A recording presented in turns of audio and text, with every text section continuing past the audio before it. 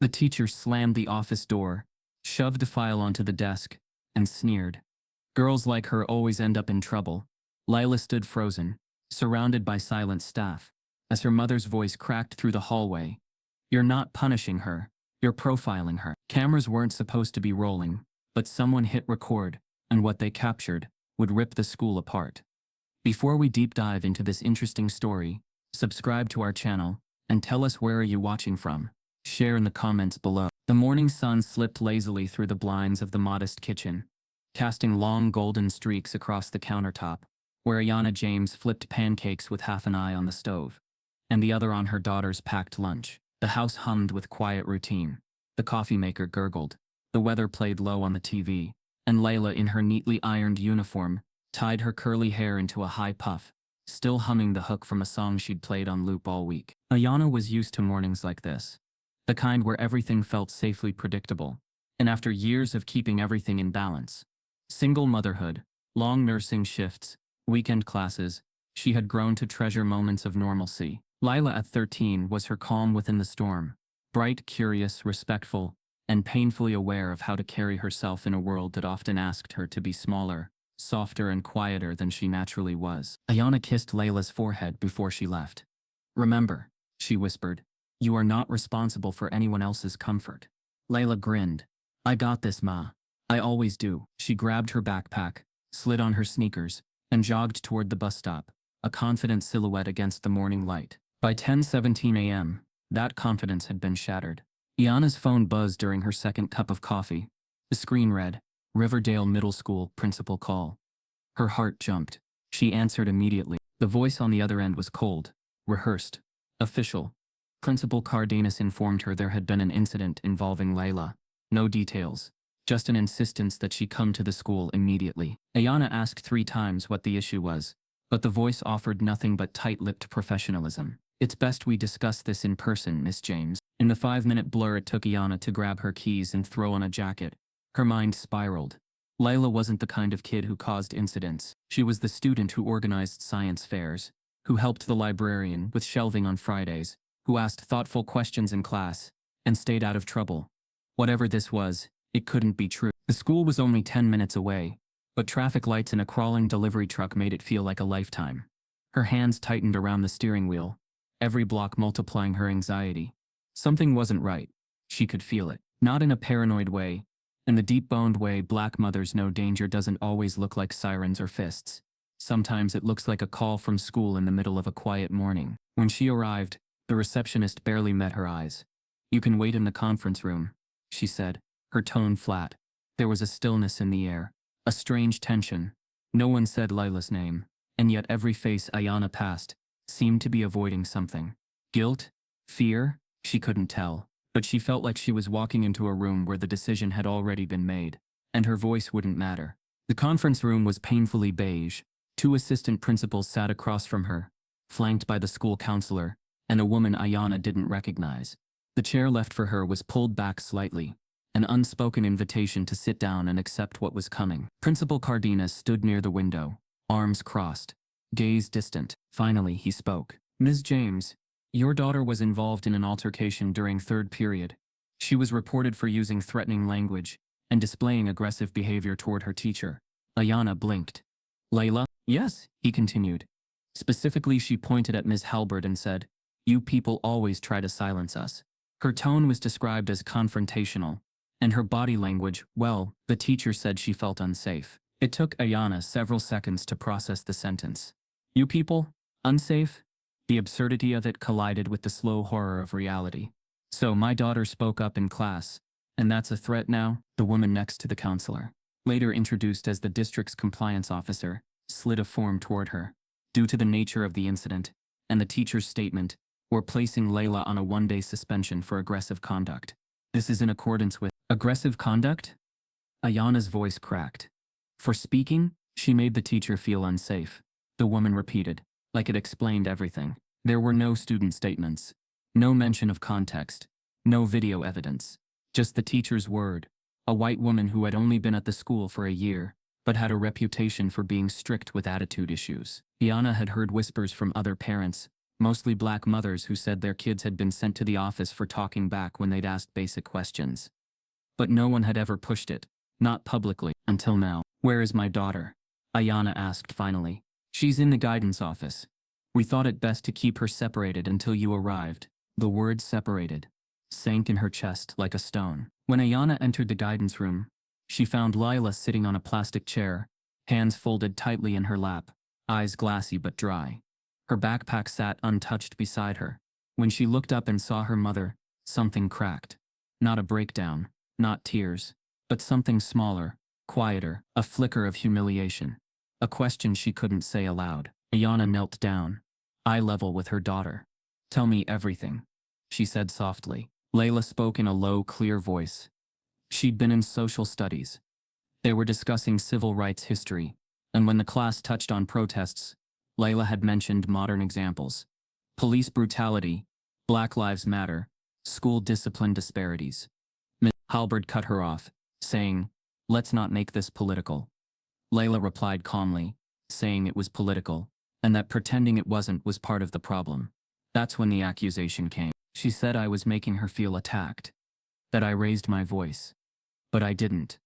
I swear, Mama, I didn't. Ayana believed her. Instantly. Fully. She took Layla's hand, but her mind was racing. There was something deeper here. Something calculated. This wasn't just a misunderstanding. It was the start of something bigger. And she needed to be ready. As they walked out of the office, Ayana noticed the security guard watching them. Not casually, but carefully, like he had been instructed to observe. Parents passed in the hall, some glancing, some whispering. Ayana felt it in her bones, the shifting tide. They were being framed not as victims, but as a disruption, a problem to be managed. Back in the car, Ayana sat behind the wheel, hands trembling.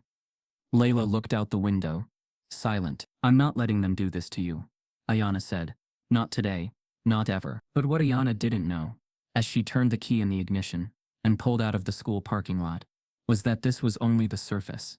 Beneath it, deeper forces were already moving. The real story, the one that would explode across the country, divide communities, and put their lives under a microscope, hadn't even started yet. Because while Ayana was preparing for a fight with the school, someone inside that building was preparing something far worse, and Layla's name was at the center of it. Room 204 had always felt small to Layla, but that morning it felt suffocating. The walls were lined with laminated posters about civic responsibility and historical progress, yet the air inside carried none of that promise. Desks sat in obedient rows, students facing forward, their attention fractured between boredom and the quiet tension that had settled over the room. Trish Halberd stood at the front with her arms folded, posture rigid, eyes fixed on Layla in a way that felt less like discipline and more like scrutiny. It was the kind of stare that stripped context away and replaced it with assumption. The lesson had started normally enough, a discussion about social movements framed carefully through slides that flattened struggle into dates and names. When Layla raised her hand, her voice steady and thoughtful, she spoke about how history didn't end in textbooks, how the echoes of past injustice still shaped the present.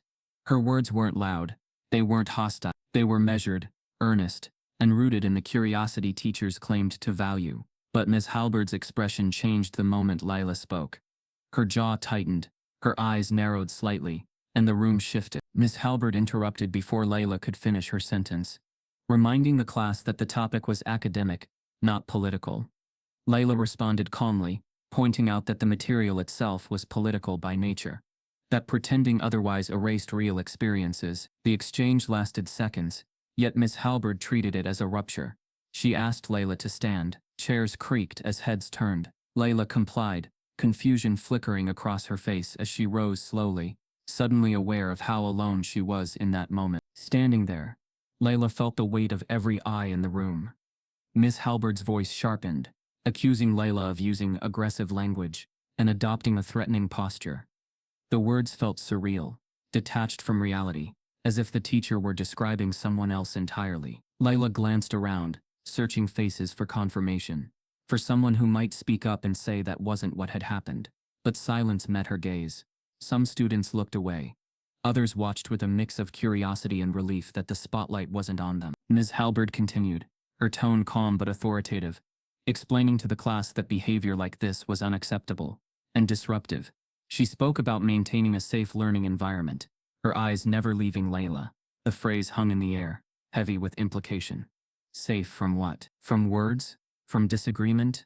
Or from the discomfort of being challenged by a black girl who refused to shrink herself? Layla tried to respond, her voice barely above a whisper, as she said she hadn't meant to offend anyone, that she was only contributing to the discussion.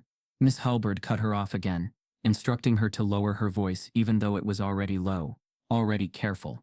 The contradiction stung. The message was clear. It wasn't the volume that bothered the teacher. It was the present. The class watched as Miss Halberd reached for a disciplinary referral form, her pen moving decisively across the paper. She narrated her actions aloud, listing Layla's supposed infractions with clinical detachment.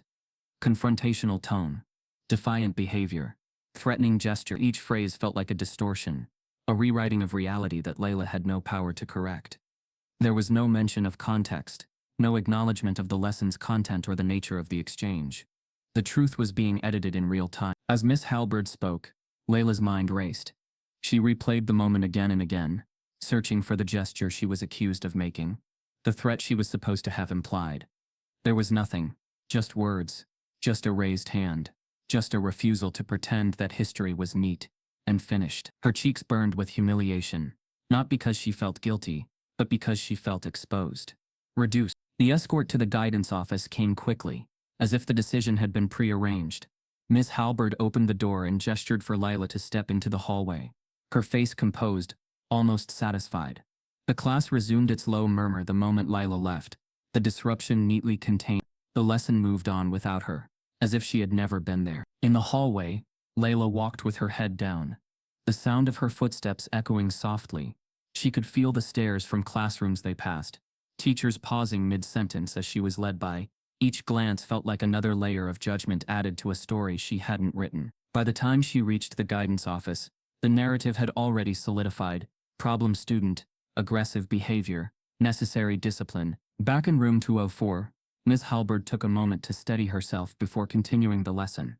To the class, she framed the incident as a teachable moment, emphasizing respect and boundaries. She spoke about how certain topics could trigger strong emotions, and how it was important to express oneself appropriately. The implication lingered, unspoken but understood. Some students nodded along, others shifted uncomfortably, unsure but unwilling to challenge her. One student, a quiet girl seated near the back, felt her stomach twist. She had seen everything. She had heard Layla's words, calm and clear. She had watched Miss Halberd's reaction escalate without cause. The injustice of it pressed down on her, heavy and unsettling. But fear kept her still, fear of becoming the next example. When the bell rang, the class filed out, the room returning to its usual hum. Miss Halberd remained at her desk, typing notes into the system, carefully choosing her language. Each keystroke reinforced the version of events she wanted preserved. She didn't hesitate. She didn't second-guess herself. To her, this wasn't a lie. It was control. Layla sat alone in the guidance office. The walls painted a soothing blue that felt mocking in its calm. She stared at her hands, replaying the morning, trying to understand how quickly things had turned. She had always been told to speak up, to be engaged, to think critically. Now, those same qualities had been weaponized against her. The contradiction was dizzying. As time passed, fragments of conversation drifted in from the hallway. Staff members spoke in hushed tones, using words like policy and procedure. No one asked Layla what had happened. No one asked how she felt. The decision seemed final, her perspective unnecessary. When Ayana later heard Miss Halberd's account, it sounded polished, authoritative, and utterly detached from her daughter's reality. The teacher spoke with confidence, framing herself as the reasonable adult responding to an unexpected threat. It was a performance, and the institution was built to believe it. But inside room 204, the truth lingered in the spaces between desks, in the silence that followed Layla's removal. And it lingered in the mind of the quiet girl who had watched it all unfold. As students packed up at the end of the period, that girl hesitated near the doorway, her heart pounding. She glanced back once, then slipped out into the hallway, spotting Layla seated alone through the glass of the guidance office. Gathering her courage, she approached, lowering her voice so no one else could hear. What she said was brief, barely more than a breath, but it landed with devastating weight. She told Layla that Miss Halberd had done this before. Not exactly like this, but close enough. She told her that the teacher had once bragged in the lounge about putting certain kids in their place. And she told her one more thing. The part that made Layla's chest tight. She said Ms. Halberd had recognized Layla's last name the moment she saw it on the roster, and everything after that had been intentional. Because in that whispered confession, Layla realized this wasn't just about a classroom moment gone wrong. It was about a history she had never been told, and a target placed on her long before she ever raised her hand. Ayana sat in the vice principal's office, but her body was elsewhere, her mind spinning through memories, instincts, warnings. Layla was down the hall in silence, her reputation reshaped by a single teacher's carefully crafted word. And now, Ayana faced a table of officials who looked at her not as a concerned mother but as a potential disruption. Her gut burned with a feeling she had learned not to ignore. This wasn't new. It was rehearsed. The vice principal, Mr. Riley, gave her the same vague phrases she'd heard before. Ongoing investigation. Zero tolerance policy. District procedures, all strung together with the detached politeness of someone more afraid of headlines than injustice. His tone was tired, almost robotic. But while his words blurred, something else caught her attention. Voices in the hallway, faint, hurried, and unaware they could be heard through the thin walls. Again? Another black girl this time? She's been walking a line for years, but they always let her slide. They won't do anything unless a parent goes nuclear. Yeah, but this one? She's not backing down. Ayana's breath slowed. Her pulse did the opposite. She wasn't hearing gossip. She was hearing confirmation. This wasn't a one-off. Ms. Halberd had done this before. Maybe not with Layla's exact situation, but enough that the staff knew, enough that it was part of the school's whispered culture. Yet still, they kept her in that classroom, trusted her with students' futures, allowed her to label black girls as problems and walk away protected. Once she returned home that night, Ayana couldn't sleep. Her laptop glowed into the early hours as she scoured public records. She knew the system wouldn't give her answers easily. It was designed to protect its own. But she wasn't just any mother. She had learned how to track paper trails during custody battles, how to request documents that most people didn't know existed. She filed FOIA requests, dug through school board meeting archives, scanned forums where anonymous teachers vented behind burner usernames. And slowly, a pattern emerged. 2 years ago, a family at a different school in the same district filed a formal complaint against Miss Trish Halberd, then newly transferred for a disciplinary incident involving a 5th-grade boy. He had been suspended for verbal aggression, though other students in the class said he never raised his voice. The family settled quietly, likely under pressure. The record of the incident, buried in a sealed board review. Another case surfaced from a school Halberd worked at 3 districts prior. This time, the parents pulled their daughter from the school entirely after repeated referrals for disruptive behavior, which turned out to mean asking too many questions. The language in those referrals was almost identical to Layla's. Loud, intimidating, defensive. But the girl was 10 years old. Ayana's heart ached as she read. She didn't just see the injustice. She saw a blueprint, one carefully used by Halberd and quietly tolerated by those around her. The descriptions always targeted assertiveness, questioning authority, speaking passionately, all behaviors encouraged in white students, but criminalized in black ones. The incident spanned years and counties, yet no disciplinary action had ever stuck. The paper trail was faint, but unmistakable. She found more, a confidential settlement buried in a budget report, described only as legal resolution for staff-parent dispute. The total paid out was just under $12,000. That kind of money didn't get spent unless there was fear of liability. And still no suspension, no termination, just a transfer and then silence. The more Ayana uncovered, the more furious she became. Not just at Halberd, but at the machine behind her. The administrators, the board members, the union reps who chose self-preservation over accountability. The same names kept appearing across documents, people who should have protected students. Instead, they protected reputations. At one point, Ayana reached out to an old colleague from her nursing rotation, a woman who had once worked at the district office before switching careers. The woman agreed to meet discreetly, over coffee at a quiet spot 2 towns over. Ayana laid out what she had found. The woman listened, her expression tight, her voice low. "She's known," she said finally. "They've flagged her before. But unless it becomes a media problem, they bury it. Every district has 1 or 2 like her. It's disgusting, but it's how the machine works." Ayana sat still, absorbing the words. She wasn't dealing with one bad teacher. She was facing a system that had decided her daughter's dignity was an acceptable casualty. But even knowing this, Iana hadn't expected what came next. Later that evening, an email pinged in her inbox. The subject line was vague, RE information request. The sender's name was unfamiliar, but when she opened the attachment, her stomach dropped. It was a PDF 26 pages long, anonymously sent, no explanation. But the contents were damning. It contained internal emails from as recently as 4 months ago, between Halberd and 2 other staff members, discussing management strategies for challenging students. Specific names were mentioned. 3 of them were black girls. The language was coded, but telling. Theatrical, emotionally unstable, needs containment. One message from Halberd read, "She reminds me of the last one. Drama magnet. Best to document early before her mother gets loud." Iana's name was in that thread. The documents weren't just proof of bias, they were proof of premeditation. And perhaps most chilling, one of the messages was sent before the school year even began. Halberd had been preparing for a confrontation before Layla ever walked into her classroom. Iana stared at the screen, her heart pounding. The walls around her seemed to tilt. How many others had gone through this? How many hadn't had the time or resources to fight it? She knew what she had to do. She couldn't keep this quiet. Not anymore. She sent the documents to a local parent coalition. She drafted an open letter. She began outlining a case. But as she hit send on her email to a civil rights nonprofit that night, something else happened. Her phone lit up with a notification. An alert that her hospital job had scheduled a mandatory HR review the next day. It wasn't random. It was retaliation. Someone had already reached out to her employer. Someone wanted her quiet. She stared at the glowing screen, her reflection pale in its light. A new war had begun, and it was coming from both sides now. Because by pulling back the curtain on Halberd's past, Iana hadn't just uncovered a history.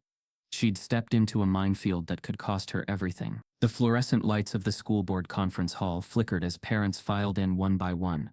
The smell of freshly printed agendas and nervous tension thick in the air. Iana James sat alone in the 3rd row, her folder clipped tightly against her chest, filled with documents, timelines, leaked emails, and quiet rage. She had gone over her remarks a dozen times, adjusting for tone, pausing for impact, reining in her anger just enough to be heard, but not dismissed. She wasn't there just to plead.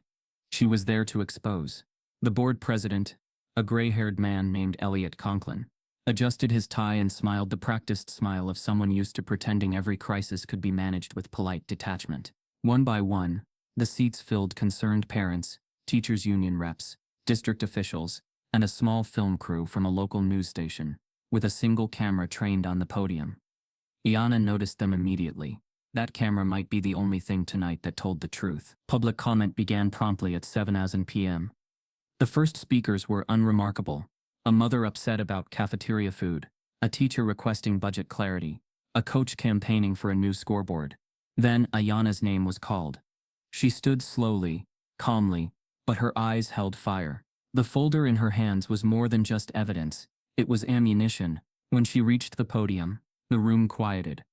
There was something in her presence that demanded attention, not loud, but electric. She introduced herself without preamble, without pleasantries. "My name is Iana James. My daughter is Layla James. And what your teacher did to her wasn't an isolated mistake. It was part of a pattern your silence has allowed to grow." A ripple moved through the room. Conklin shifted in his chair, already uncomfortable. Iana opened the folder and read from a page, one of the leaked emails, word for word. "She reminds me of the last one. Drama magnet. Best to document early before her mother gets loud." Gasps. Murmurs. A few board members exchanged stiff glances, but Iana didn't stop.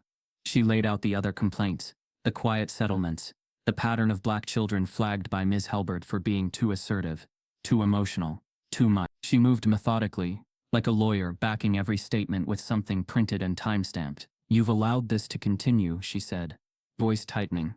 "You've moved her from school to school. You've sealed the complaints. You've protected her reputation, while sacrificing the dignity of black children who dared to think, speak, or simply exist." The board president interrupted. "Miss James, I'll have to remind you that we have a time limit of—" "I'm aware," she cut in, coolly. "But if my daughter can be humiliated in front of a classroom based on a lie, You can sit in silence for 5 minutes and listen to the truth. The room erupted in applause, not loud, but sharp. Parents, some black, some white, nodded quietly. Others looked down, uneasy. But Ayana didn't need them all. She needed the truth on the record. That's when the microphones cut. One moment her voice was clear and crisp. The next, the audio was gone. Conklin leaned forward, smiling as if nothing had happened. "Thank you for your time," he said into his still live mic. "We appreciate passionate engagement, but we have a very full agenda tonight." Ayana didn't move. She stood frozen at the podium, her lips still moving, though no one could hear her. But the silence in the room wasn't from the mics. It was from the shame, the ugly kind, the kind you can't hide behind bureaucracy. She gathered her papers slowly, deliberately. "You think cutting the mic ends the story?" she asked, voice loud enough now to carry without amplification. "You think you can silence me the same way you tried to silence my daughter?" Another board member, a thin woman, with a pearl necklace and brittle smile, leaned forward. "We understand your frustration, but maybe your daughter would thrive more in a private school setting." One more, aligned with her temperament. The words landed like a slap. Temperament. Aligned. Coded language sharpened by decades of use. The gentle racism of the well-mannered. Ayana turned fully toward her. "My daughter isn't the one who should be ashamed," she said. "You are." Silence blanketed the room. Not even the papers rustled. Then, a flash. The news camera had caught it. The moment. The words. The raw truth. Unscripted and unfiltered. The cameraman, a young black man who had been quiet all night, zoomed in. He understood what had just happened, and he wasn't turning away. Ayana left the podium without waiting for dismissal. Her hands shook slightly, but her posture remained tall. As she passed the rows of parents, some stared at their laps, others watched her with reluctant admiration. One black father nodded quietly. As she walked by, she nodded back. In the parking lot, the air was thick with December chill. Ayana exhaled hard, her breath visible in the air. She hadn't planned for the mic to be cut. She hadn't expected the suggestion that her daughter didn't belong.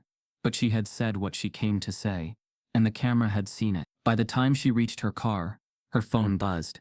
A text from an unknown number. No name. Just a message. "They're going to retaliate. Be ready." Ayana's eyes narrowed. She read it again. Her fingers hovered over the screen, as the wind picked up, whipping her coat around her. The board meeting hadn't ended the fight. It had started a war. That night, the local news station aired a 30-second clip of the meeting. It wasn't the full confrontation, but it was enough. Ayana's voice ringing through the static, her words clear. "My daughter isn't the one who should be ashamed." It spread online within hours. By morning, the video had over 40,000 views. By noon, it had over 300,000. Twitter feeds lit up with the hashtag, "My daughter is not ashamed." People reposted the clip alongside their own stories. Black parents, students, even former teachers who had witnessed the same patterns and stayed silent. But virality, Ayana would soon learn, is a double-edged sword. Because while support poured in from activists and allies across the country, so did the vitriol. Anonymous messages, veiled threats, people questioning her parenting, her background, even her right to speak. And as she sifted through the digital flood, one message stood out. It was buried among dozens of emails. No subject line. No introduction. Just a single sentence. "Ms. Halberd knows exactly who you are. And she always has." Because before Ayana could understand the message, another alert popped up on her phone. Layla's school had just issued a new disciplinary referral, and this time the accusation would shock even Ayana. By sunrise, Ayana's face had circled social media like wildfire. Not posed, not polished, just raw. In that exact moment she declared her daughter's innocence in front of a school board that had tried to mute her. The clip, only 32 seconds long, was shared, reshared, and reposted with the words, "My daughter isn't the one who should be ashamed." Someone cropped it, slowed it, added text overlays, and set it to somber music. Protect Layla began trending by 10 a.m. Within 24 hours, the hashtag had gained traction in 3 states. Activist pages picked it up. So did educational equity groups, university forums, even a few celebrities who had once spoken about similar issues in their own school year. What Ayana and Layla had experienced was no longer just a personal fight. It had become a public rallying cry. But fame, especially viral fame, doesn't arrive gently. By lunchtime, Ayana's phone was a battlefield. Text from numbers she didn't recognize, emails from reporters asking for interviews, DMs from strangers offering support, and in equal volume, hate. Brutal, relentless hate. Anonymous Twitter accounts accused her of playing the race card, of raising an entitled brat, of being one of those single mothers. Screenshots of her old Facebook posts, even innocuous ones about motherhood or books, were suddenly being dissected by online trolls. Worse, someone had dug up her nursing license details and posted them online. Her hospital's social media was being tagged, pressured to fire her. One message read, "If she can't respect teachers, how can she be trusted with patients?" The digital attack didn't just question her parenting, it tried to erase her competence, her humanity. At school, Layla's world was unraveling. The moment she walked through the hallway doors, heads turned. Some classmates stared with wide eyes, others whispered behind cupped hands. One girl passed her and muttered, "You're like famous now." But there was no admiration in her tone, just sarcasm and suspicion. The story that had exploded online hadn't unified the students. It had divided them. Teachers grew cold. Some stopped calling on Layla altogether, avoiding eye contact, as if she had become radioactive. In the lunchroom, she sat alone. The few friends who had once filled her table with inside jokes and quiet chatter were now processing the situation. One texted her later, saying her mom didn't want her involved in any drama. Another told her she wasn't trying to pick sides. The language was polite, rehearsed, the same kind adults used when they didn't want to name racism for what it was. And while the district remained officially silent, their actions spoke clearly. Layla's student portal showed a new behavior flag. Vague, barely explained, but enough to stay in her permanent record. The official reason: uncooperative response during instructional time.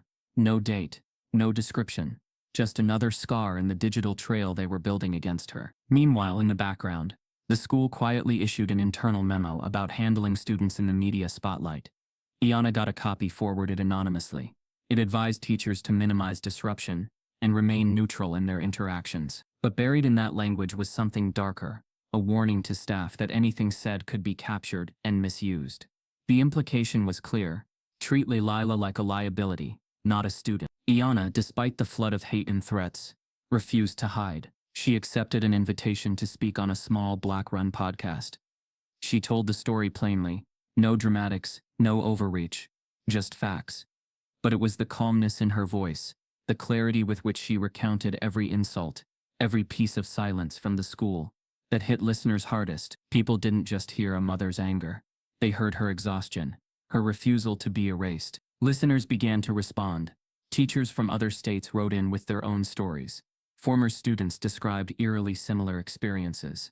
One woman, now in her 30s, broke down describing how her AP English teacher had once told her she was too intimidating to work in groups. She remembered that teacher's name. It was Halberd. Different district. Same story. Iana's inbox shifted. The hate didn't stop, but something else was rising. People weren't just watching. They were digging, sharing, naming. But then came the twist Iana hadn't expected. A journalist from a major online outlet requested an interview, not with Layla, not even about the school board, but about Iana herself. At first it sounded harmless. She was used to questions now. But when the journalist's email asked about a brief arrest in 2009, a traffic warrant from when Iana was struggling with bills and raising a newborn, her stomach sank. They weren't just interested in the truth. They were looking to discredit her. She remembered that night, vividly. She had been pulled over for a broken taillight, and found out a fine from 3 years ago had turned into a bench warrant. She was held for 5 hours in a freezing cell while her then-boyfriend scrambled to find the money. Nothing violent, nothing criminal, just poor. It had never come up since, until now. Iana didn't reply right away. She paced her kitchen, the laptop screen glowing with the reporter's carefully worded message. She knew the game: build her up as a voice of truth, then twist the frame just enough to say, is she really who she claims to be? Layla entered the room quietly, dropping her backpack by the door. Her eyes were hollow from the day. She didn't speak. She didn't need to. Iana knelt, arms wide, and her daughter collapsed into them, body trembling but face dry. She had run out of tears. They called me angry again, Layla whispered. I didn't even say anything. I just looked at her. Iana's arms tightened. That's how they keep us in check. They call us angry for existing. But I'm tired, Layla said. So was I, Ayana whispered. But I stayed standing. And now it's your turn to lean on me. Outside their window, cars passed like ghosts. The world kept moving, unaware of how small a family could feel even as they became the center of national attention. Ayana sat back down at her computer. She opened the journalist's email again and typed one line in response. If you want to talk about my past, you better be ready to talk about what shaped it. She hit send. Within an hour, the journalist responded, not with questions, but with something unexpected. A file, a background report, not on Ayana, on Miss Halberd. And as Ayana opened the document and scanned the first page, she realized something chilling. The teacher who had targeted Lila wasn't just biased, she had ties to a far more dangerous ideology. The article dropped just after midnight, timed for maximum damage. Ayana saw it first because sleep had abandoned her days ago. Her phone buzzed once, then again, then kept vibrating against the nightstand like a warning she couldn't turn off. The headline wasn't subtle. It framed her not as a mother fighting for her child, but as a woman with a complicated past. A phrase so loaded it felt deliberate. By the time she finished reading the first paragraph, her hands were shaking. The piece wasn't about Layla. Not really. It mentioned her name only in passing, as if she were an accessory to a larger story the journalist was determined to tell about Ayana. The writer laid out her old credit card debt from her early 20s, presenting it as evidence of irresponsibility. Then came her father's prison record, dredged up from decades ago, written with just enough distance to imply inheritance rather than circumstance. The most painful part came last, a custody dispute from 10 years earlier, stripped of context, reduced to a few lines that painted Ayana as unstable during a period when she had been escaping an abusive relationship. None of it explained the truth. None of it mattered to the actual issue. But it was enough. By morning the internet had shifted. People who had shared Ayana's school board speech with captions about bravery and truth were now hedging. Comments appeared under the viral clip questioning her credibility. Not saying the school is right, but became the most common refrain. Some accused her outright of manipulation, of exploiting her daughter for attention, of playing victim because it was easier than taking responsibility. The phrase stung because it was familiar, a script black women had been forced into for generations. Ayana didn't cry at first. She sat at the kitchen table, rereading the article slowly, carefully, as if understanding every line would somehow dull its impact. Layla hovered in the doorway, sensing the shift without knowing its cause. When Ayana finally looked up, her eyes were glassy, but resolute. "They're not attacking me," she said quietly. "They're trying to discredit you." Layla frowned. "How?" "By making me look unworthy of being believed," Ayana replied. "They think if they break me down enough, people will stop listening to what happened to you." At school, the fallout was immediate and cruel in its subtlety. Teachers who had once nodded politely now avoided Layla altogether. One counselor suggested she might benefit from lying low for a while, as if injustice were a storm she could simply wait out. In the hallway, a boy laughed and said something about that girl with the messy mom, just loud enough for her to hear. No one corrected him.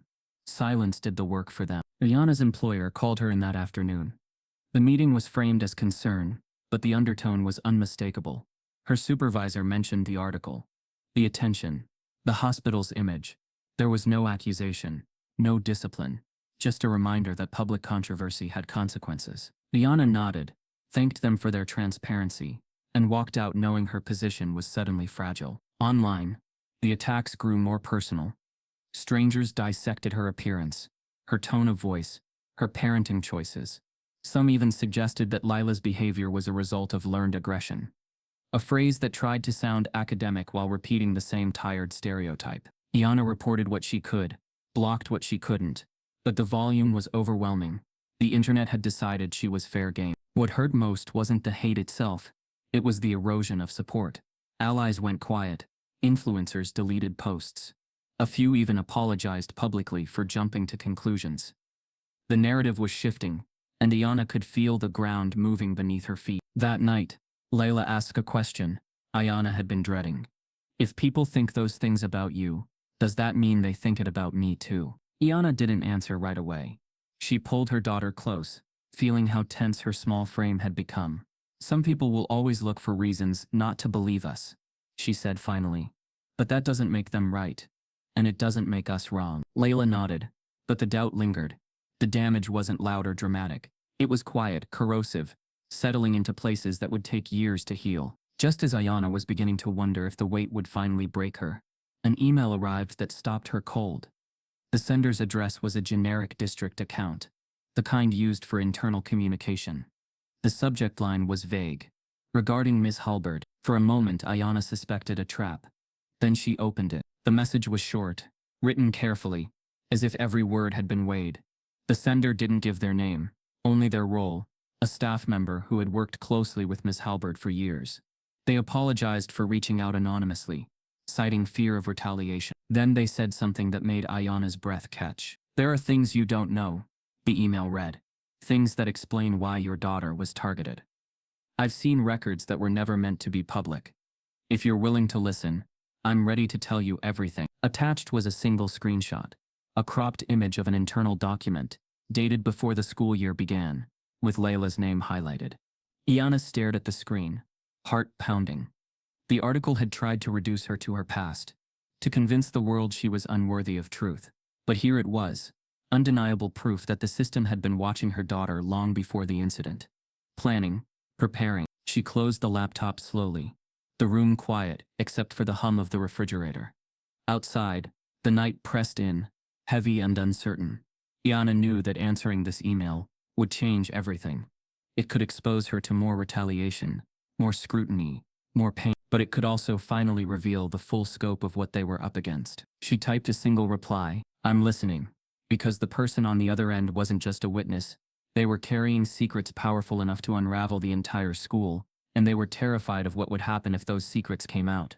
Ayana didn't expect the man who would change everything to show up wearing wrinkled khakis and a shy, crooked smile. The email response from the anonymous whistleblower had arrived less than 24 hours after she replied, but it came with a simple request: meet in person.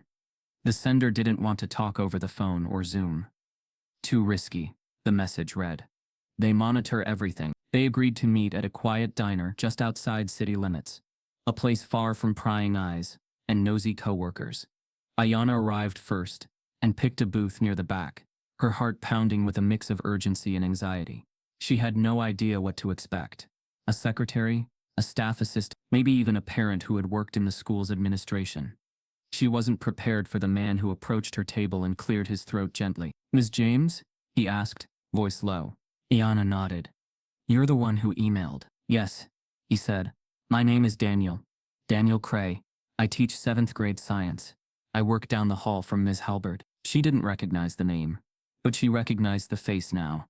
He was the teacher who had once helped Layla carry her project board across the hallway, the one who smiled politely at parent-teacher night, but never said much. Ayana gestured for him to sit, and he slid into the booth across from her, glancing nervously around. "I need you to understand," he began. "What I'm doing could cost me my career. I've worked in this district for over a decade. I've seen a lot. But this, what's happening to your daughter? It crossed a line I can't stay silent about." Ayana leaned in, her fingers gripping her coffee cup tightly. "Then don't stay silent. Tell me everything." Daniel took a breath, then another. Then he pulled a flash drive from his coat pocket, sliding it across the table like it was a weapon he was afraid to touch too long. "This is a recording of a staff meeting. Internal, informal, but attended by multiple faculty.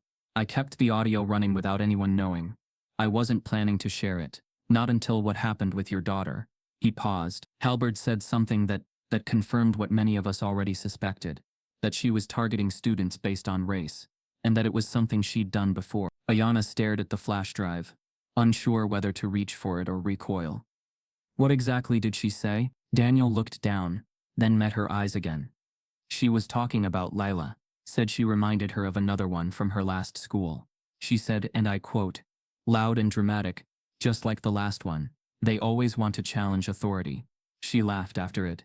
So did a few others. No one pushed back. No one said a word. Ayana felt like the air had been vacuumed out of the diner. It wasn't just bias. It wasn't just misunderstanding. This was calculation.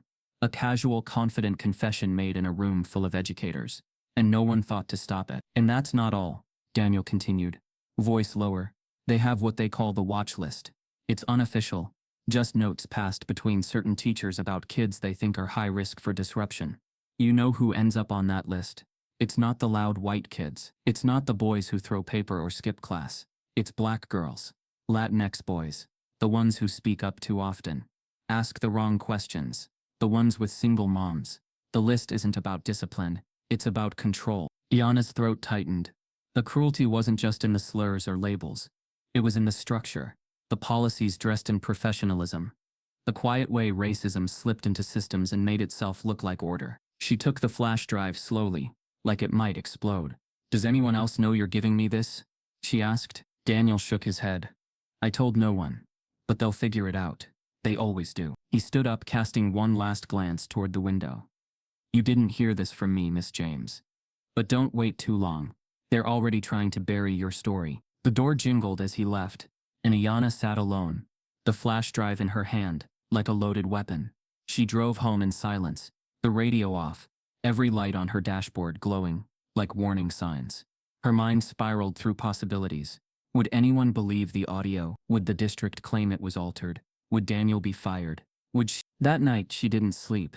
She listened to the recording in the dark, headphones on, every word carving a new wound. Miss Halberd's voice was unmistakable, confident, laughing, referring to Lila, without even saying her name, but the implication was clear. It wasn't just hate, it was habit, routine. And the worst part wasn't the laughter, it was the silence that followed it. That room of professionals, all hearing the same thing, Iana heard now, and no one said a word. The next morning, Iana prepared to go public.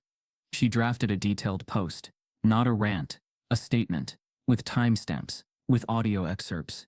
She reached out to advocacy pages, local news outlets, even one national platform that had already contacted her. She attached the file, but before she could hit post, her phone buzzed again. A text from one of the other parents whose child had been quietly suspended earlier that year. "Cray's gone. Word is he's been put on leave. Something about violating protocol." Iana froze. Her finger hovered over the publish button, her instincts at war with her fear. She checked the school website. His name was gone from the staff list. No announcement, just erased. Her pulse quickened. They were moving fast now, silencing threats, controlling damage.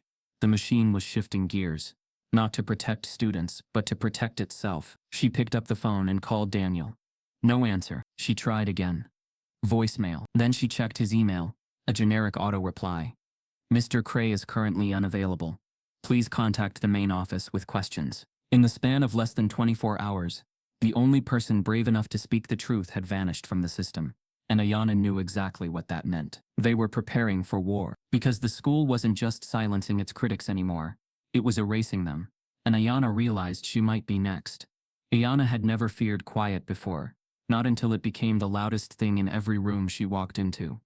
The silence was different now. It wasn't the comforting kind she'd built around Lila at bedtime, or the stillness she carved out in late-night hours to think and breathe. This silence was calculated, weighted, intentional. It hung in the hallways of Riverdale Middle like smoke, choking off truth. After Daniel Cray disappeared from the staff list, the subtle retaliation turned tactical. Iana had been methodical about documenting everything, emails, recordings, every scrap of communication, but suddenly, people who once responded within hours stopped replying entirely. Her requests for Layla's student records were under review. Her follow-ups were redirected to another department. And then, nothing, just void. The silence extended to the PTA too. She had once been the parent called on to help with fundraisers, field trips, even bake sales. Now, there were no invitations, no sign-up links. Meetings were quietly rescheduled. Zoom passwords changed. She asked another mother, a woman she once called a friend, why she hadn't heard about the upcoming school carnival. The woman glanced around and whispered, "They didn't want it to be a distraction." Iana smiled politely and walked away, but inside she felt the sting. A distraction was code. It meant, you've become too loud, too visible, too inconvenient. The silence followed Layla too. She came home with her head lowered more often now. Once vibrant and quick to recount her day, she spoke in short sentences. Her voice, once bursting with curiosity, shrank. She'd become a ghost in her own school. Then came the vandalism. Iana got the call on a Wednesday afternoon. The front office's tone was clipped, almost annoyed, as if they were being burdened with the incident rather than alarmed by it. "We found something on Layla's locker.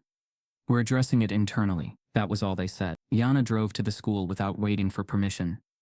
She walked through the front doors with the intensity of someone who had buried her fear days ago.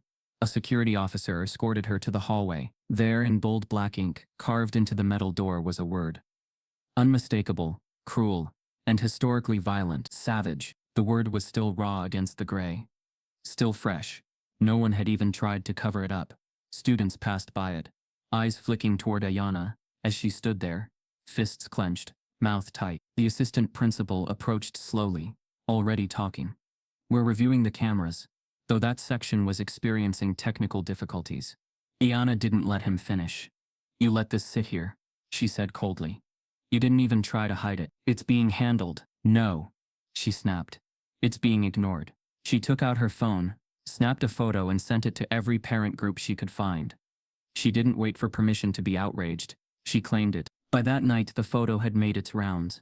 Some parents responded with supportive emojis and messages like, "This is heartbreaking," or "thinking of you," but most didn't post anything. Instead, they texted her privately, always in lowercase, always vague. "We see you. We support you. Just can't get involved right now." Some feared losing their standing with the school board. Others didn't want their kids caught in the middle. One even admitted, "I agree with everything you're doing, but I just got my son into AP next year. I can't afford to risk that." It didn't matter that Layla's trauma was public. Their support remained private. Even among the teachers, the divide grew starker. Some would nod politely as she passed during pickup. Others turned their faces entirely. The staff had become a tight circle, one that whispered in lounges, covered for each other, and erased the presence of anyone who made them uncomfortable. But Ayana refused to disappear. She escalated her claims to the district office, submitted every piece of evidence she had to the school board, and retained legal counsel from an education rights organization that specialized in racial discrimination cases. But as she pressed harder, the silence deepened. Even her lawyer warned her that systems like these were designed to delay and then deny, to wear people down until they ran out of energy, money, or both. Still, Ayana persisted. She wrote late into the nights. Timelines, affidavits, statements. She updated her case file, like it was a living document. She emailed advocacy groups. She wrote op-eds that no one would publish. She kept going, not because she believed the school would change on its own, but because she knew silence was complicity, and she refused to be part of that equation. One evening, as the sky turned dark and the house settled into a rare moment of calm, Layla walked into the kitchen with a question Ayana hadn't expected. "If I wasn't black, do you think this would have happened?" Ayana turned slowly from the sink. Her voice didn't rise. It cracked. "No, baby. I don't." Layla nodded once. "Then why don't they care?" Ayana wrapped her arms around her daughter and held her tighter than she ever had before. There were no answers that would fix it. Only truth. Only love. Only resistance. The next day, a plain envelope arrived in their mailbox. No name. No return address. No markings except a school board stamp that looked like it had been transferred from an internal mail tray.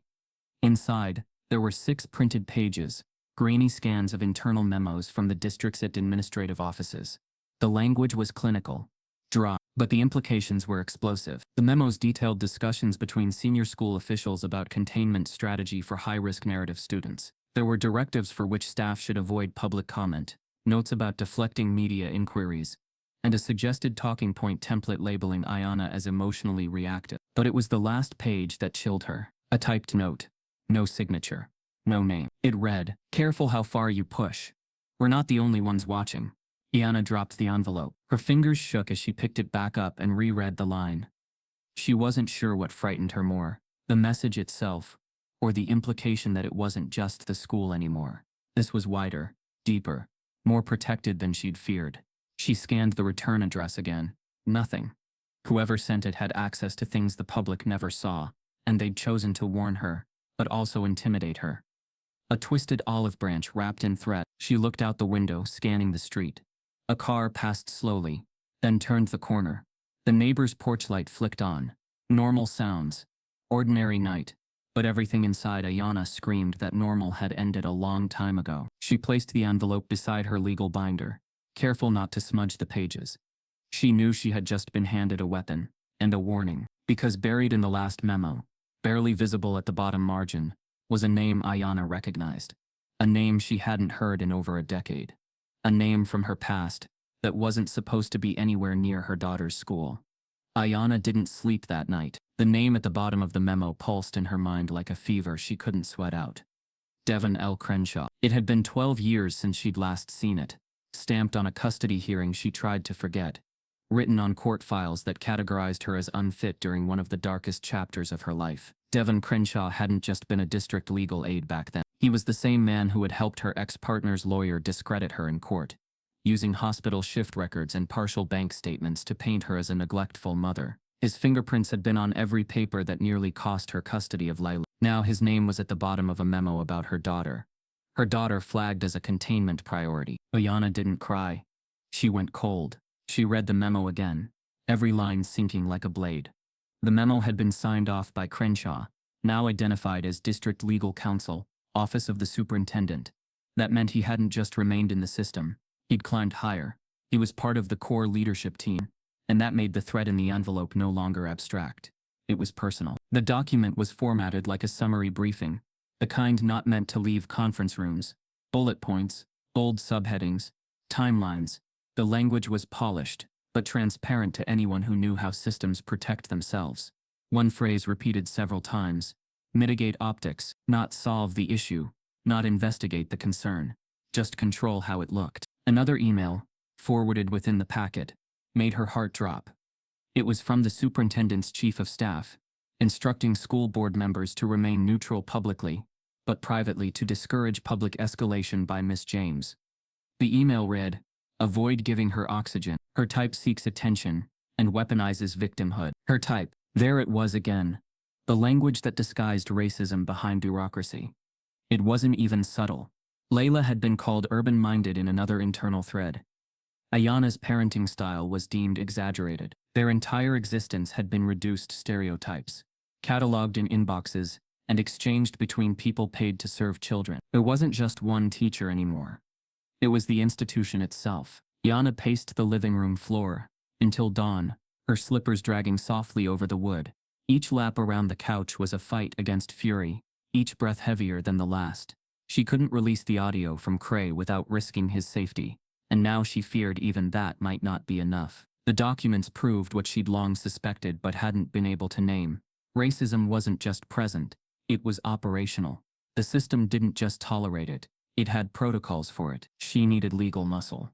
Not advocacy, not opinion. Someone who could hold this institution accountable in court. Someone who didn't flinch when the fight got dirty. She reached out to 3 firms the next day. The first was cordial but distant. They weren't currently taking cases against public school systems. The second said the story was too complicated for their scope. The third set up a Zoom consultation that lasted 8 minutes before the lawyer said, flatly, if you go down this road, you need to prepare for your personal life to be torn apart publicly. These cases don't just drain money, they drain reputation. Ayanna ended the call before the lawyer could finish. But by evening, a recommendation came, through an unlikely channel. The email was from a journalist she hadn't spoken to in over a week, the same one who had forwarded the background file on Miss Halberd. He'd kept digging, watching the online fallout, and now he had a name: Janelle Ruiz, civil rights attorney, Harvard-trained, known for taking school discrimination cases that other lawyers refused to touch. Sharp, intimidating in court, with a reputation for not settling. Ayanna had never heard of her, but her website was stark and direct. We don't negotiate with systems that violate children. That night they spoke. Janelle's voice was calm, but piercing. She didn't ask Ayanna to relive everything. She'd already reviewed the memos. She knew the language. She knew the game. Her questions weren't emotional. They were strategic. Do you have Cray's audio? Yes. Do you have the leaked memo with Crenshaw's name? Yes. Do you understand what's going to happen if we go public with this? Because they won't just defend themselves. They'll come after your job, your home. They'll try to break you financially and emotionally. And if that doesn't work, they'll go after your daughter's future. Ayanna didn't hesitate. They already are. Janelle's pause was brief. Then we file a federal civil rights suit. Title VI. Discriminatory treatment.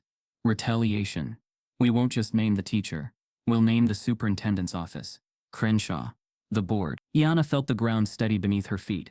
For the first time in weeks, she didn't feel like she was drowning. I want to do it, she said. But I want everything public. Janelle didn't flinch. Then get ready. Because once this starts, there's no putting it back in the box. 2 days later, The filing hit the news, first on education reform blogs, then picked up by a major network. Black Maryland mother files civil rights suit after daughter targeted by school officials in racism scandal. The headline was careful, but the article wasn't. It included quotes from Ayanna, from Janelle, even anonymous quotes from a former school employee, almost certainly Daniel Cray, confirming a culture of silence around racial targeting. Online support exploded again, but this time the opposition came with more precision. Trolls were replaced with op-eds. Think pieces appeared, framing Ayanna as a symbol of the dangerous overreach of identity politics. One TV segment referred to her as a mother with a vendetta, while a school board rep suggested she was politicizing a simple disciplinary incident. But Ayanna didn't waver. She released a full statement, standing next to Janelle on the courthouse steps. Cameras flashed. Reporters asked if she feared retaliation. "I've already lived it," Ayanna said.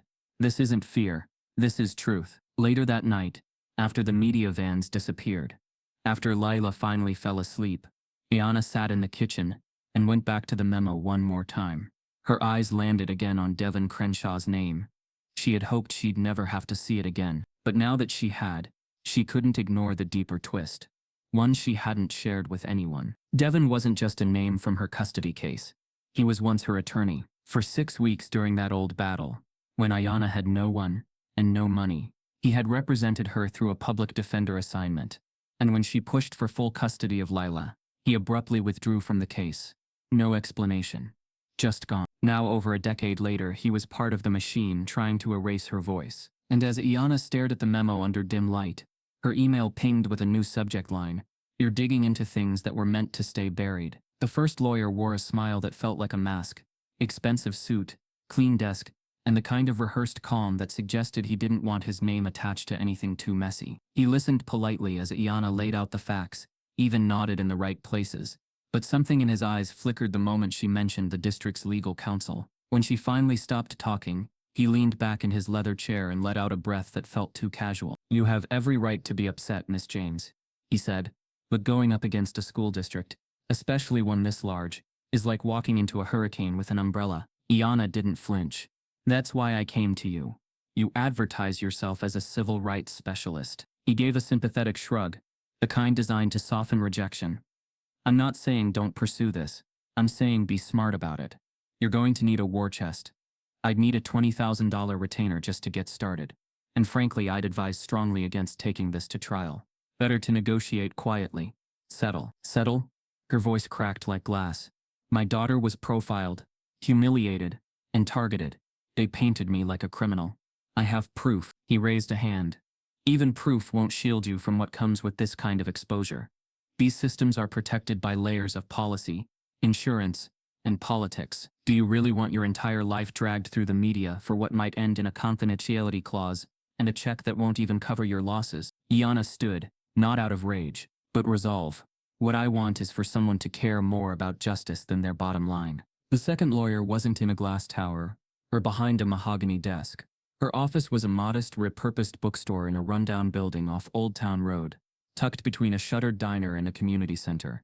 Her door read, "Ruiz and Associates, Civil Rights and Educational Equity." Ayanna didn't expect much, but the moment she stepped inside and saw the wall of framed photos, young black and brown students, smiling after winning legal victories, something shifted in her chest. Janelle Ruiz wasn't like the first lawyer.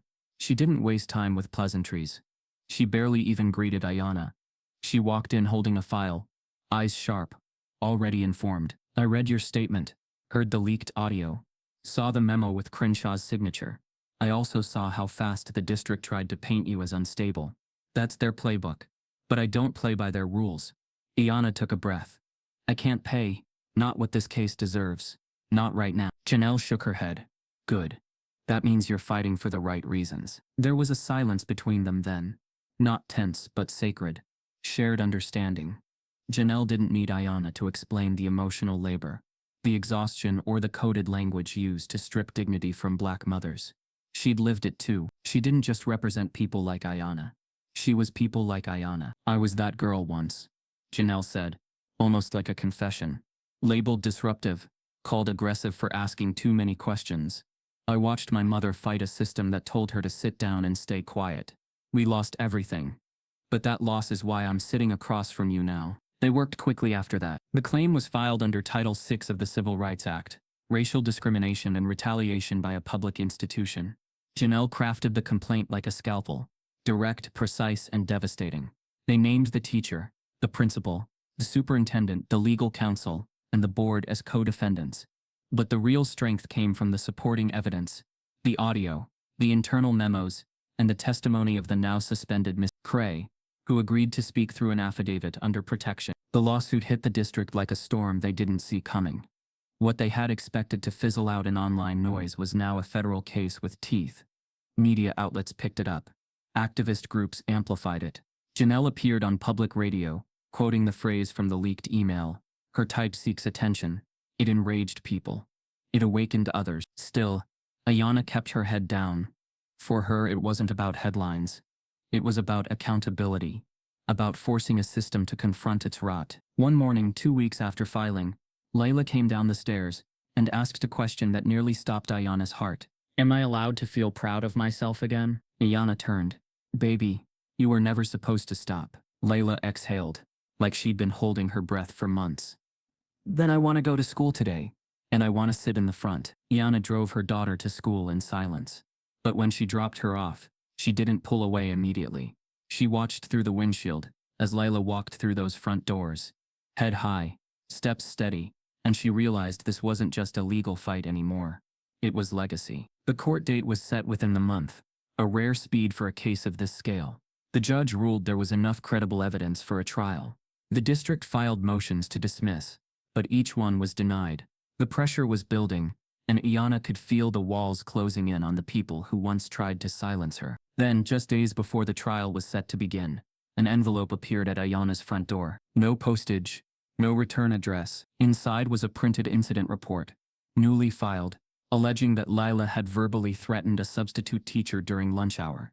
The complaint was vague, signed only with initials, and submitted just 2 days after Lila had returned to school with her head high. Ayanna knew instantly what it was. A last-ditch play.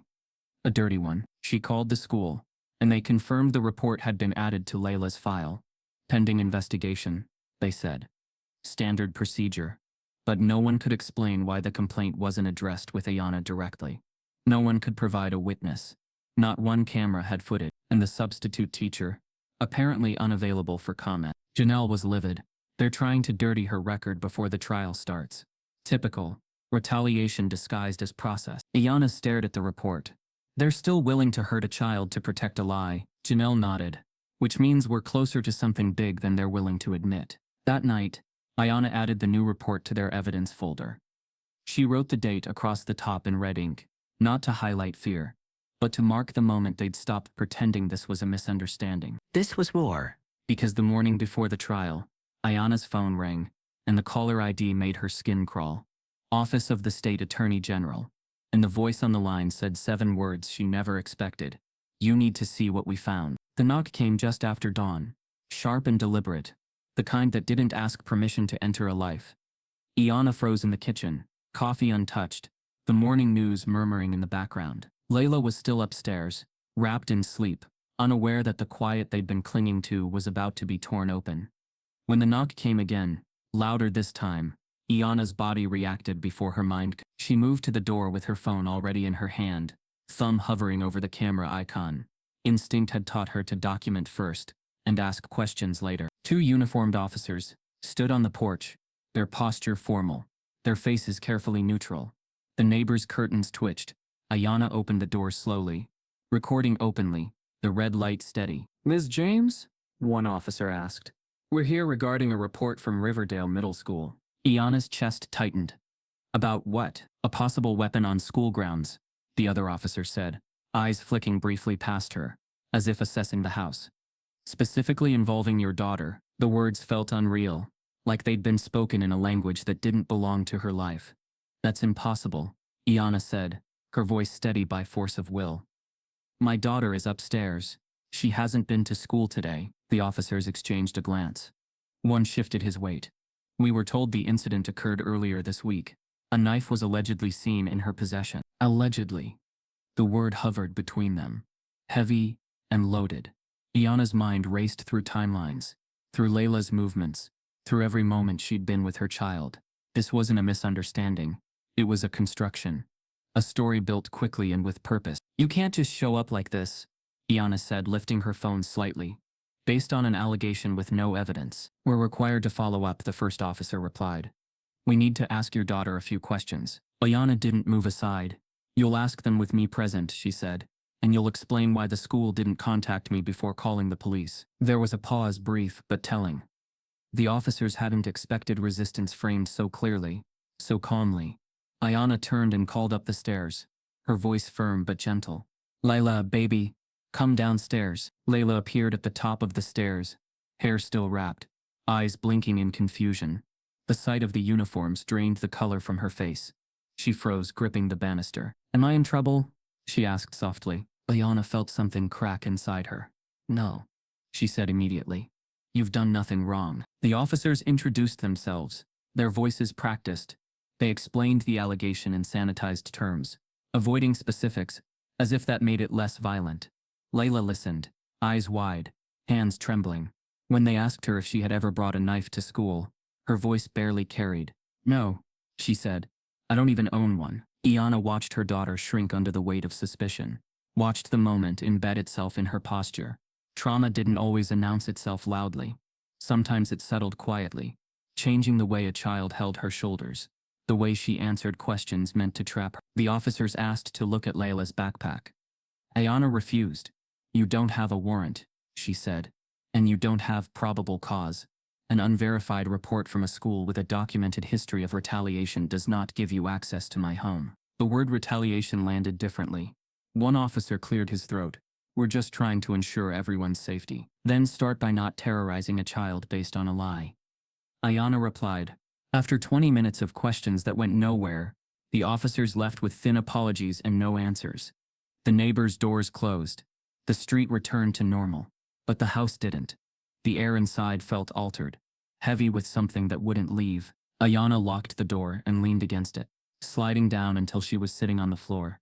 Layla stood in the middle of the living room, shaking. "They thought I had a knife," she whispered. "They think I'm dangerous." Iana pulled her close. "They think what they need to think to justify their cruelty," she said, "but it doesn't make it true." The phone in Ayana's hand buzzed with notifications. Messages from reporters, from friends, from people who had heard whispers already circulating online. The school district moved fast. Within hours, a statement was released, citing a miscommunication involving a third-party report. No apology, no acknowledgement of harm, just distance. The word miscommunication did a lot of work, erasing the terror of a police visit, flattening it into an administrative error. But the damage had already been done. Layla didn't eat lunch. She didn't speak much. When a car slowed outside the house, she flinched. That night, she slept with the light on. Trauma had found a home in their living room, quiet and persistent. Ayana sent the video of the police encounter to Janelle immediately. Janelle's response came fast and furious. "This is retaliation," she said over the phone. Anger sharpened into clarity. "They crossed a line. We're adding it to the filing, but they'll say it was a mistake." Iana said. "They always do," Janelle replied. "And we always prove it wasn't." As the story spread, public opinion fractured again. Some people recoiled at the idea of police being called on a child over a school report. Others leaned into the fear narrative, repeating the allegation without question. The manufactured scandal did exactly what it was designed to do. It planted doubt. It shifted focus. It exhausted. That evening, Iana received an email from the district's legal office, carefully worded, sympathetic in tone. They regretted the stress caused. They emphasized cooperation. They suggested moving forward constructively. Iana deleted it. Later, when the house was finally quiet, Iana replayed the recording of the morning over and over. Not for evidence. She already had that, but to anchor herself in reality, to remind herself that what happened wasn't imagined, that her instincts were still sharp, that her refusal to be silent was justified. Near midnight, a new message arrived. No subject line. A generic address. The body contained just a few sentences. "I work security at the school. I saw what they claimed happened. It didn't. I have footage they don't want seen. If you want it, we need to move carefully." Ayana's heart began to race. She read it again, slower this time. Footage. The word carried weight. Proof didn't just challenge lies. It collapsed them. She replied with 2 words. I'm listening. The response came almost immediately. A time, a place, and a warning. They're already trying to erase it. Iana closed her laptop and looked toward the stairs where Lila slept, finally exhausted into rest. The manufactured scandal had almost broken them. Almost. But the truth had a way of surfacing, even when buried under procedure and fear. Because the next day a school security guard stepped out of the shadows with surveillance footage that didn't just contradict the accusation, it exposed who had planted it, and how far the district was willing to go to protect a lie. The meeting took place in the back seat of a parked car, a dimly lit corner of an empty parking lot behind an abandoned strip mall. Iana sat in the driver's seat, engine off, hands clenched around her phone, watching the seconds tick by. The man had told her to come alone. He wouldn't give his name. He said only that he had access, and that the footage had to be pulled before it was erased. When the passenger door finally opened, the man slipped in without a word. Late 40s, heavy-set, a nervous energy vibrating off of him like static. His security badge was clipped to his coat, but he kept it tucked beneath the lapel. He didn't look at Iana at first. He just opened a USB drive from his pocket and held it out like it burned. I don't have much time, he said. This footage won't exist by tomorrow. Iana took it, her hand steady even though her heart was thrashing in her chest. What am I looking at? He finally turned to her, eyes tired. You're looking at the truth, the real story. And it's worse than you think. She didn't speak. Didn't thank him. She just nodded and pulled away from the lot, gripping the drive like it was oxygen. Back home, Iana called Janelle. They agreed to open the footage together on a secure laptop, away from cloud syncs, away from anything traceable. They met at Janelle's office late that night, the blinds drawn, a sound recorder running in the background, documenting every second. Janelle slid the drive in. The folder contained 2 files.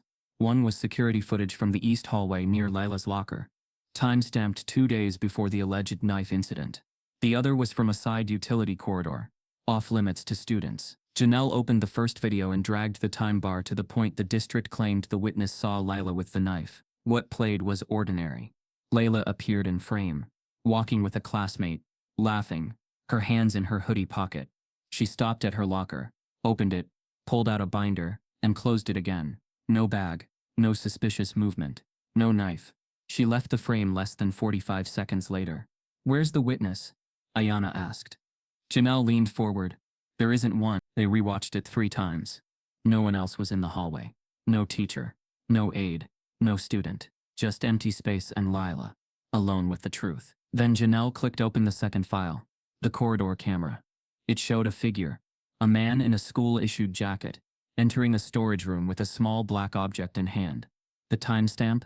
Less than an hour after the fabricated report was filed. He returned minutes later, walking briskly toward the main office. On his return, the object was no longer in his hand. Pause it, Iana said. Janelle did. The man's face, blurred but recognizable, belonged to an assistant facilities manager Iana had seen before, the same man who had once helped fix a jammed window in Layla's classroom. He was on payroll. He had keys. He had access. Iana sat back in her chair, the full weight of the setup collapsing into her chest. They planted it, she whispered. They planted the damn evidence. It wasn't just a lie, Janelle murmured. It was a crime. They knew what they had to do. That night, Janelle drafted a motion to supplement their complaint with new evidence. Iana, with Janelle's legal clearance, uploaded a 30-second clip from the hallway camera to social media, just enough to show Lila's innocence, not yet revealing the planted evidence. It was a precise move, calculated, just enough to ignite public outrage, not enough to tip the district off to the full extent of what they had uncovered. The internet exploded. By noon the next day, the video had over 800,000 views. Hashtags returned with fury, and protect Lila. Justice for Lila. She did nothing. Journalists hounded the school board. Public figures who had stayed quiet during the first wave now spoke up. Ayana's inbox flooded again, but this time the support was louder than the hate. In response, the school district released a bland statement. We are aware of recently shared footage, we are reviewing the situation internally, and remain committed to transparency. But they didn't apologize. Not once. And that was their mistake. The absence of an apology poured gasoline on the fire. The footage wasn't just a rebuttal. It was a revelation. A brutal confirmation that this wasn't miscommunication. It was manipulation. Yana and Janelle released the second clip 2 days later, this time accompanied by a press release naming the facilities manager and demanding his immediate suspension pending investigation. They didn't have to wait long. A local news crew cornered the man outside his apartment. He refused comment. But hours later, an internal memo leaked from the district. He had been placed on administrative leave. The district called it standard procedure, but by then it didn't matter. The narrative had turned. That night, Ayana sat with Layla in their living room, the screen casting soft light across their faces as they watched coverage of the scandal unfold. A reporter read aloud a quote from one of the memos Ayana had saved. "Avoid escalation. Her type seeks attention." "They used that to try and erase you," Ayana said.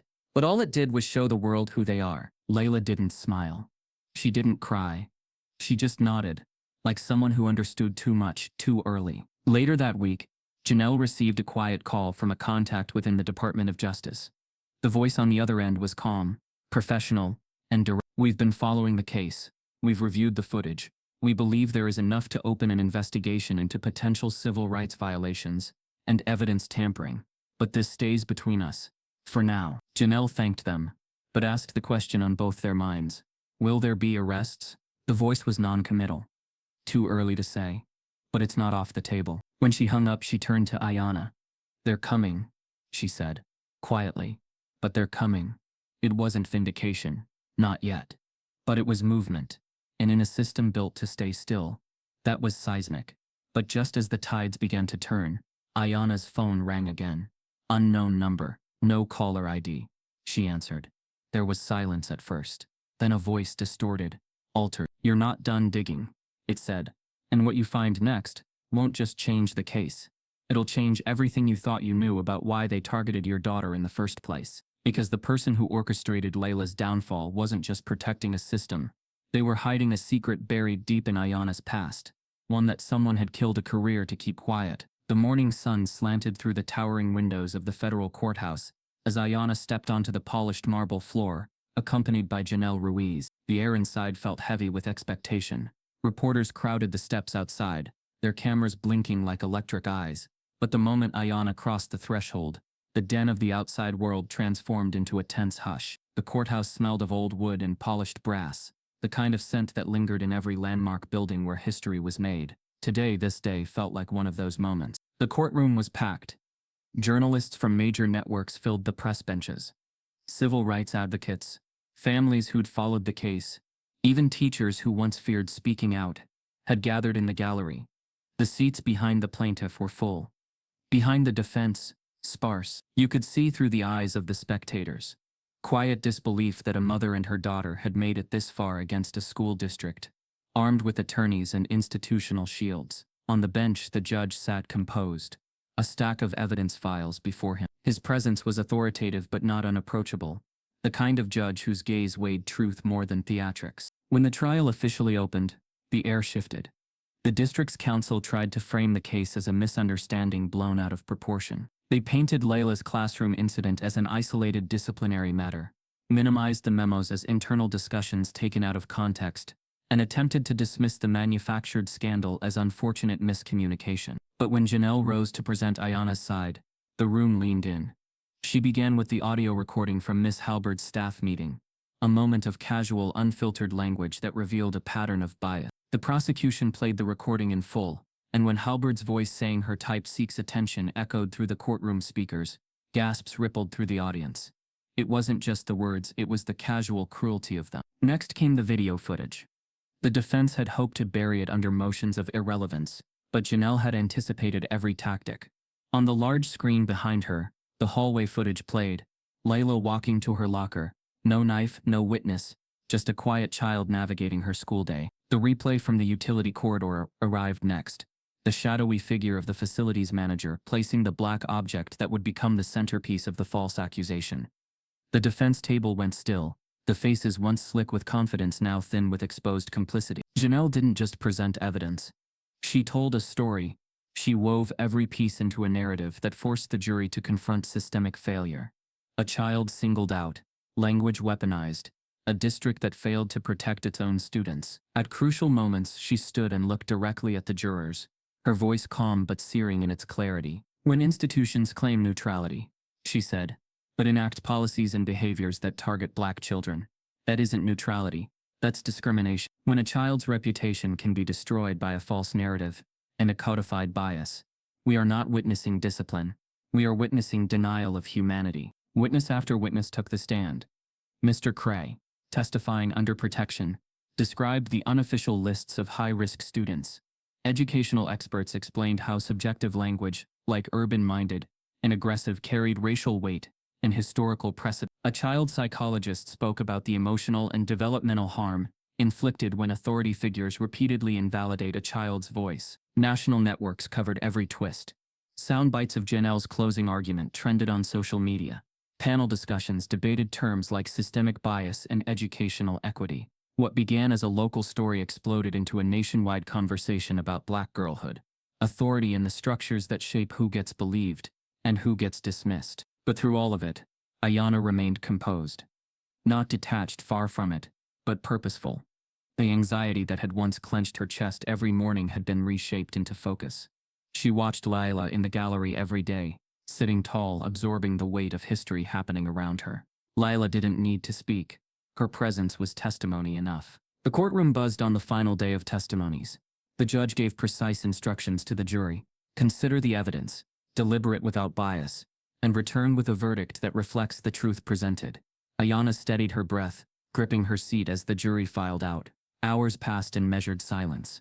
Reporters whispered, legal teams consulted quietly, and Ayanna watched the clock tick in long, deliberate increments. When the jury finally returned, even the hum of the air conditioning seemed loud.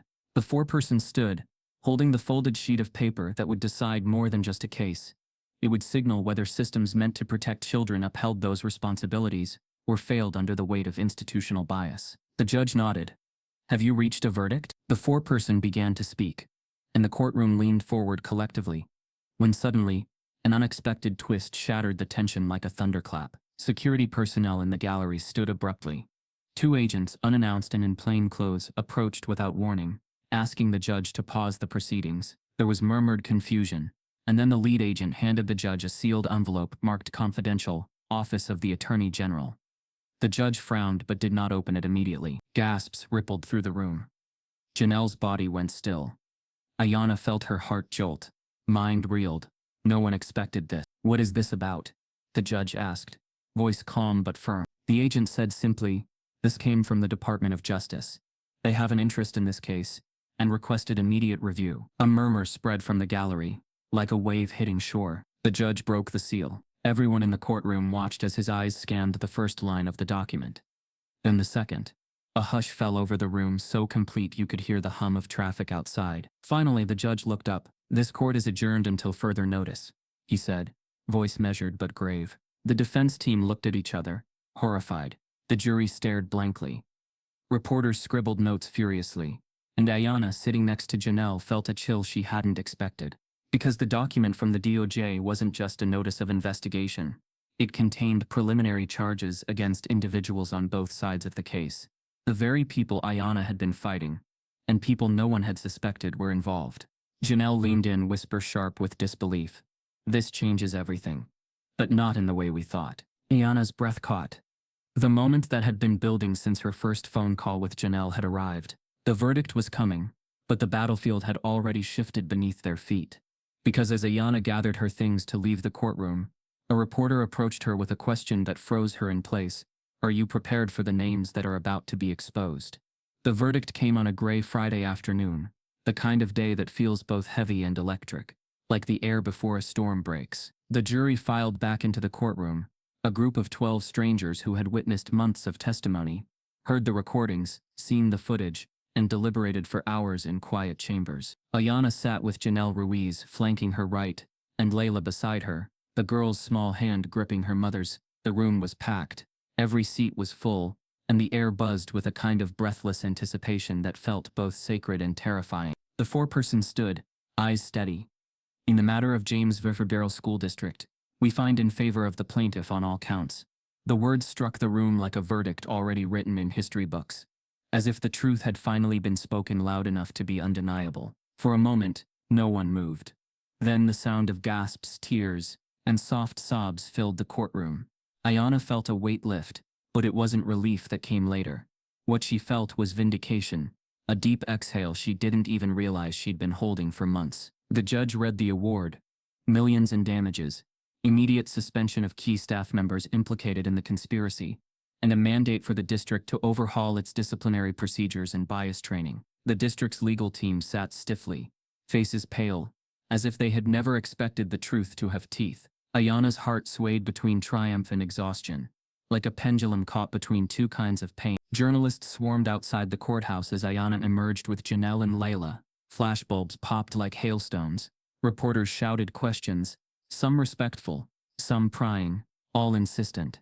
Cameras rolled, broadcasting her victory live across news networks nationwide. The story of a black mother and her daughter had grown into a symbol of generational struggle, of injustice unearthed and exposed to sunlight. Social media exploded with support, with people calling the trial's outcome historic and life-changing, and many declaring it a watershed moment for educational equity. But victory, Ayana soon learned, had a cost. That night, she received an email from her employer. The subject line, chilling in its bureaucratic coldness, read notice of separation due to unsatisfactory attendance. The letter recounted days of absence over the past year, court appearances, meetings with lawyers, media interviews, and declared them incompatible with her continued employment. Despite her stellar record and years of service, the hospital had determined she could no longer meet the duties of her position. The words felt like another kind of blow, a reminder that systems may be broken, but they still demand payment. Ayana didn't cry immediately. She read the notice twice, then forwarded it to Janelle with one line: "We lost more than they think we did."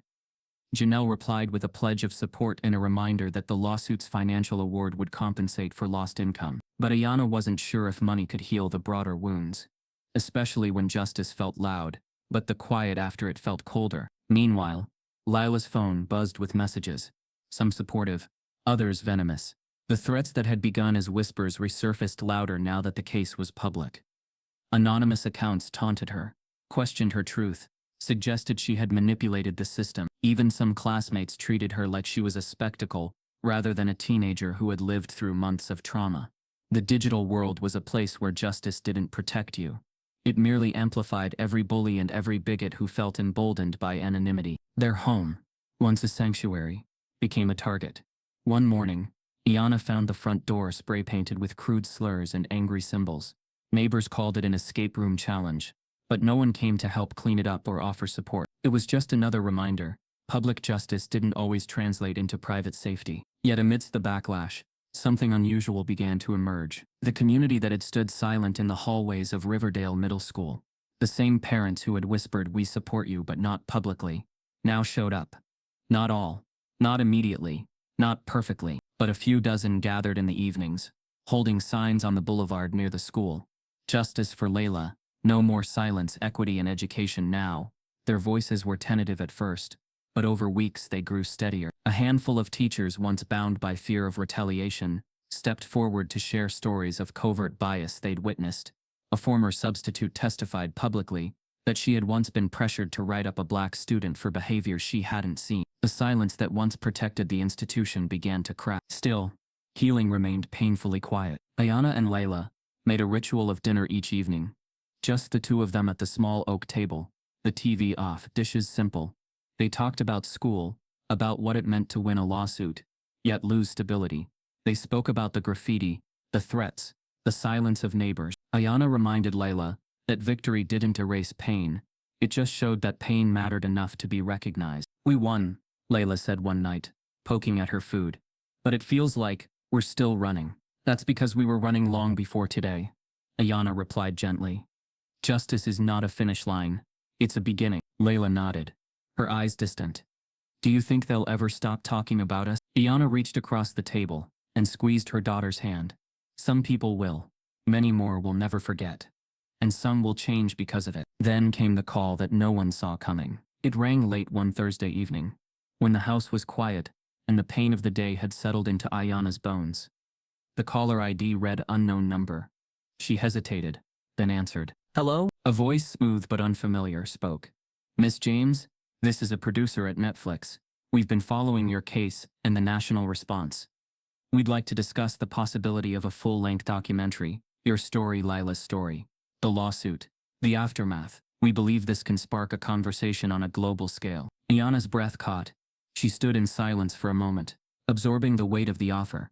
A documentary could amplify their message, shine a light on patterns far beyond their case, and reach millions who had never heard about Riverdale Middle School. It could be a tool for change that education boards, lawmakers, and everyday citizens couldn't ignore. But it also meant reliving every painful moment, every humiliation, every threat on an even larger stage. "Why now?"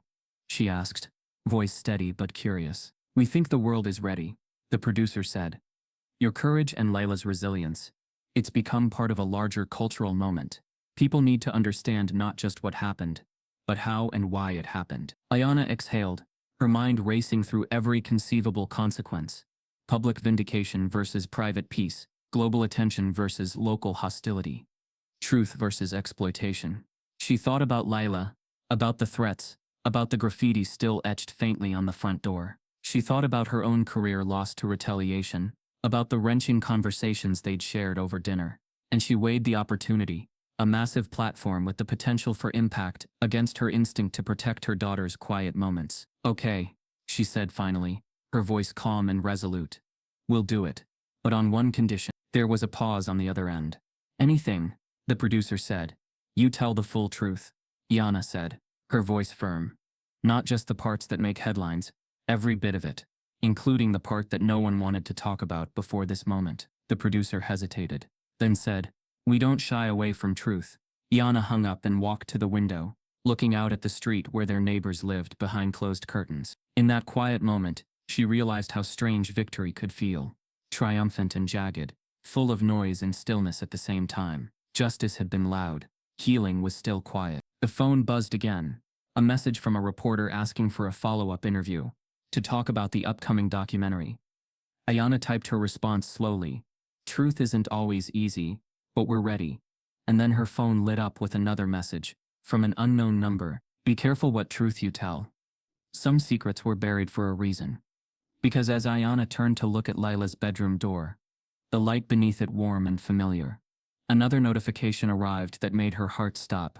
A direct message from someone claiming to be Miss Halberd's former partner, with a photo attachment labeled "Proof of Motive."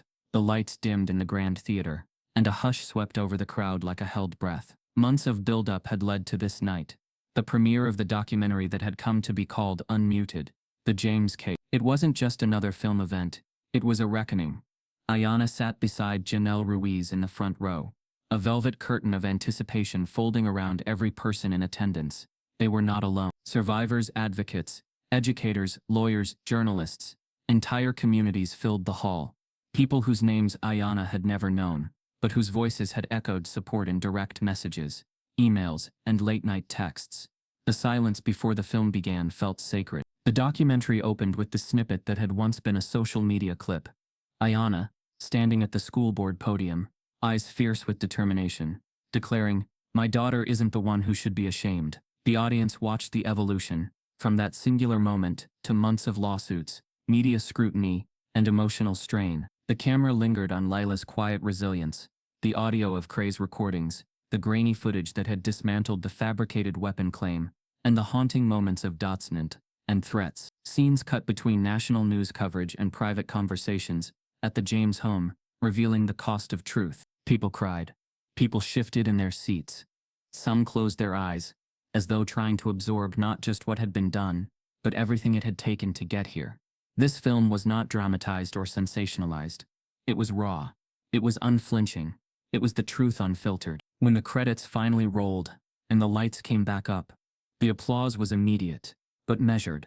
It was as if the audience was only just finding its voice, after hearing so many others silenced.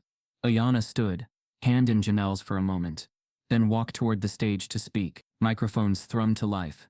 Cameras swiveled. This was not triumphalism. It was testimony. She stepped up to the podium. The applause softened, eyes fixed, cameras recorded. She breathed in the awareness of the room, not its approval, but its attention, its witness. "Tonight isn't about me," Ayana began, voice steady but warm. "And it isn't even about Layla. It's about every black child who has ever been labeled aggressive for showing up, for speaking, for existing. It's about the systems that hide bias in policy, and call it procedure. It's about the quiet wars fought in hallways and administrative offices, where language becomes a weapon against those least equipped to defend themselves. There was a pause. She looked out into the audience, seeing faces that reflected sorrow, anger, empathy, and empowerment. When Layla was accused falsely, our lives were not just disrupted, they were weaponized. We lost sleep. We lost stability. I even lost my job. But here's the thing. The world saw what happened, not because we wanted attention, but because we refused to be erased. The crowd responded with applause that felt deeper this time, as if her words had tapped into something collective, a shared pain. Yes, but also a shared possibility. Layla stood beside her mother for the final line, her silhouette strong at Ayana's side. My daughter isn't the one who should be ashamed, Ayana repeated. And this time the whole country, every screen, every station, every platform that had once debated and dissected her family's narrative, listened not as critics but as witnesses. After the standing ovation, conversations swirled. Journalists pressed for interviews. Activists spoke of the documentary as a catalyst for policy reform. Educators discussed its inclusion in diversity and inclusion curricula. The film was already being called transformative, necessary, and a cultural milestone. It was undeniable. The story that once haunted local boardrooms had now become a touchstone in national conversations about race and systemic inequity. But the real impact went beyond screens and speeches. In the weeks that followed the premiere, something entirely unexpected began to take shape. A scholarship fund, founded by Layla herself. She had chosen to honor Black girls of color, who, like her, had been suspended without cause, marginalized without consideration, or dismissed without investigation. The fund provided academic support, mentorship opportunities, and counseling, not just financial assistance. Layla spoke about it with quiet conviction. We don't need pity, she said at one of the scholarship events. We need acknowledgement. We need tools to thrive.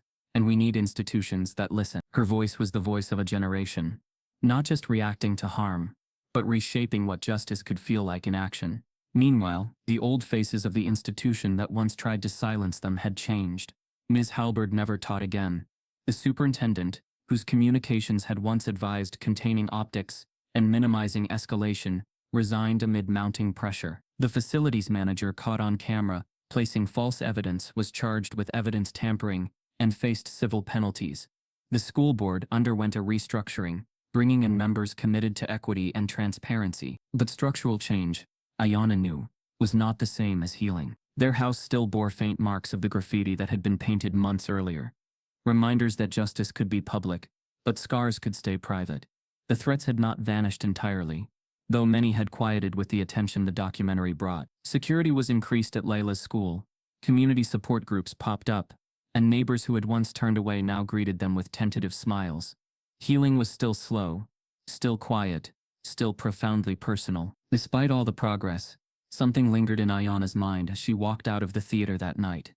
A sense that even victory was not an ending, but another beginning. One that asked whether narratives of pain could evolve into narratives of power. As she stepped away from the podium, after the final Q&A, a soft murmur at her elbow caught her attention. A woman stood there, eyes steady and reflective, clutching a flash drive in her hand. She looked both worn and resolute, like someone who had carried stories into silence for too long. Ms. James, she said, voice low but clear. I have something you need to see. Yana turned, curious but cautious. Years of betrayal had taught her not to accept surprises lightly. The woman extended the flash drive, her thumb brushing Ayana's hand for just a second. This is from my daughter's records, the woman continued. Something I found when the school scrubbed files after the trial. There's material they never handed over. Things that tie Halberd and others to decisions that go back years before your case. Things that could change what we thought we knew about why this happened. Ayana felt the air tighten around her, the familiar pulse of impending revelation. She looked at the flash drive, then into the woman's eyes, and realized that even now, after all that had been exposed, there were deeper layers she hadn't yet seen. I'm ready, Ayana said, her voice soft but unwavering. The woman nodded and handed it over. Ayana didn't open it then.